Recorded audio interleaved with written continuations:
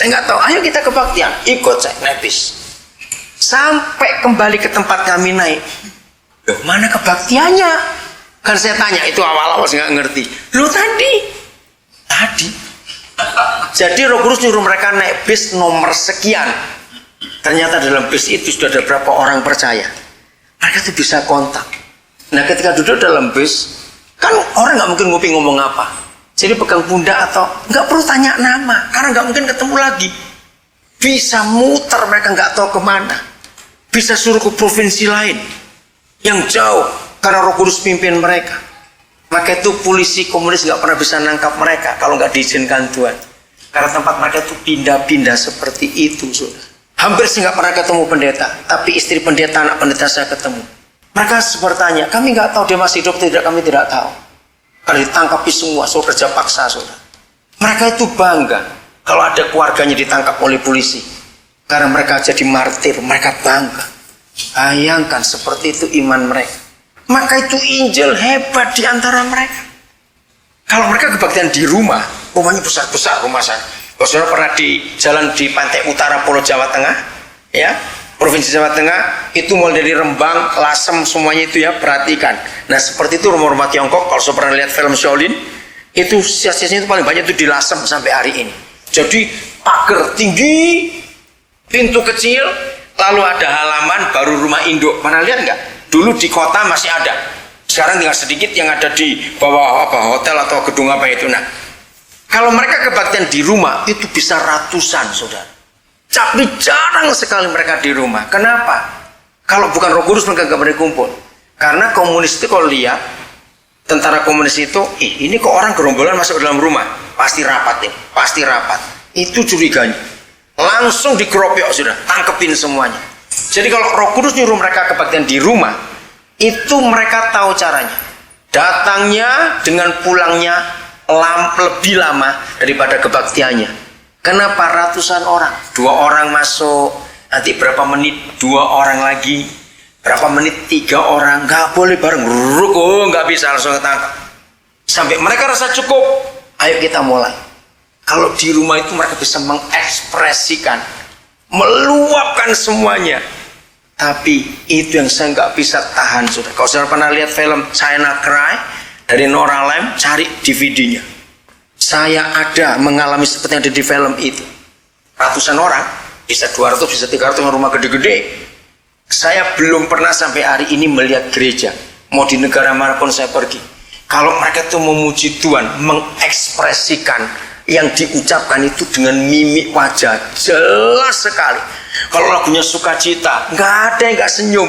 Oh, tertawa itu luar biasa. Kalau sedih juga begitu. Tapi dengar, tidak boleh keluar suara. Itu tepuk tangan, saudara. Mereka tepuk tangan kalau kegembira, tapi tangan pun nggak boleh ketemu. Mereka seperti itu, tapi saya nangis. Saya tanya berapa tahun? Oh, sejak tahun 49. Hah?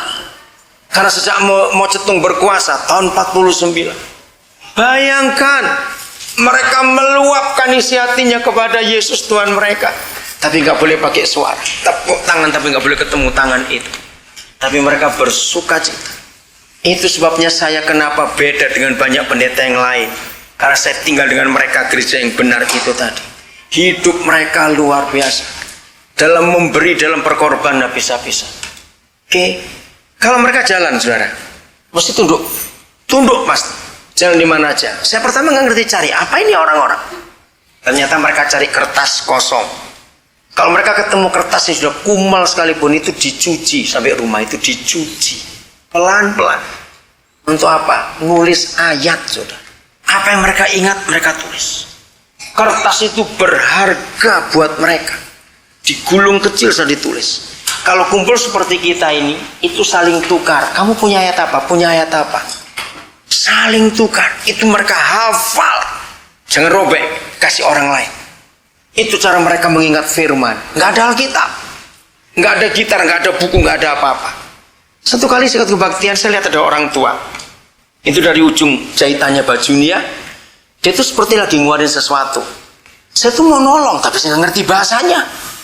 Cuma saya lihat aja. Ternyata dia masukkan ayatnya itu ke dalaman. Jadi dia mulai paksa keluarkan itu. Begitu ditarik, gulungan ayat itu. Ada yang dibawa sol sepatu, yang cim-cim pakai konde, di dalam kondenya disembunyikan. Macam-macam tempat untuk menyembunyikan supaya gak ketahuan polisi. Begitu kumpul mereka bagi ayat-ayat itu, tukar. Ayo siapa punya yang lain lagi. Jadi ayat Alkitab mereka hafal.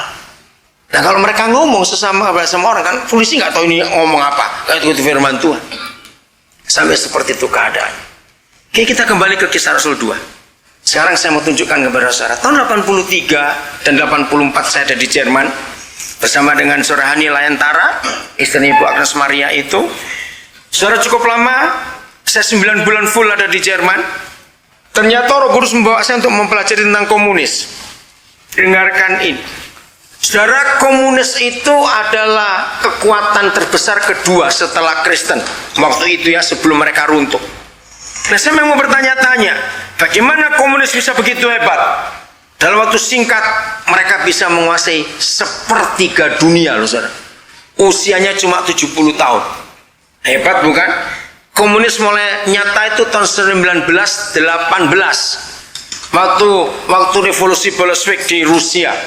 Nah, dari tahun 1918 mereka berakhir tahun 1989.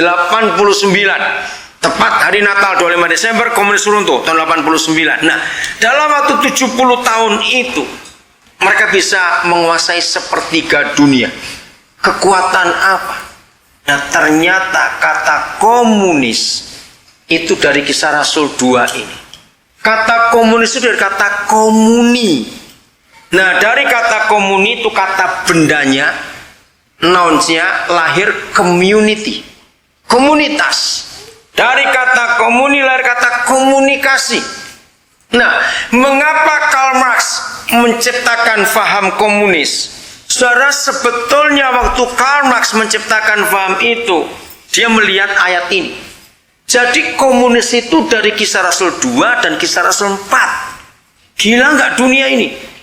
Kenapa bisa maju? Karena dari ayat Alkitab. Nah, begini kisahnya. Jadi waktu Karl Marx mendirikan komunis, itu nggak salah. Setelah itu, Engels, Lenin, Mussolini, nah itu mulai menyelewengkan. Setelah Karl Marx mati, dengarkan. Hari itu dia kecewa dengan gereja. Zaman itu Eropa lagi hancur, kemiskinan luar biasa. Tapi Karl Marx melihat pemimpin-pemimpin gereja arogan-arogan, kaya-kaya. Kekayaan gereja itu, emasnya semua itu luar biasa. Karl Marx marah.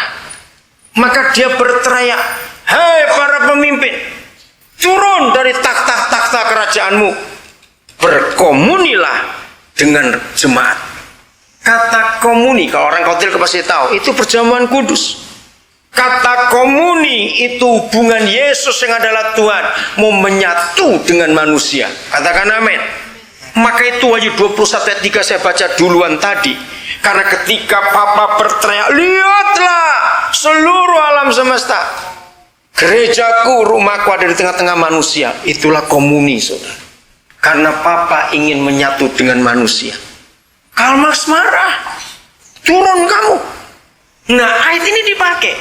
Hei orang-orang kaya, jual hartamu yang kamu gak pakai, bagi pada orang-orang miskin, supaya semuanya menikmati. Nah, tapi komunisnya salah, sama rata. Betul? Padahal bukan begitu maksud pasal 2 ayat 42 seterusnya itu. Jadi kalau Bapa di surga membaginya gak sama rata, tergantung kebutuhan. Misalnya kalau komunis ya, hari ini kita kumpul berapa orang hari ini? Ada berapa kira-kira? 50-an? Oke, 50-an. Kalau ada uang 10 juta, kalau komunis itu rata, satu orang dapat berapa? 50 dibagi 10 juta bagi 50 dapat berapa seorang? 200.000. Itu komunis. Tapi kalau Papa kita tidak. Yang hari ini lagi nggak butuh apa-apa, nggak boleh terima. Yang keperluannya paling banyak, terima paling banyak. Keperluannya sedikit, terima sedikit. Itu artinya pasal 2 Kisah Para Rasul. Ada yang menjual harta milik mereka kalau mereka tuh nggak pakai. Saudara, dari dulu kami hidup dengan cara seperti ini sampai hari ini. Nggak ada milik sendiri, tidak ada. Semuanya milik bersama-sama. Sehingga nggak ada yang kekurangan di antara itu. Terus saya tanya pada Papa, tapi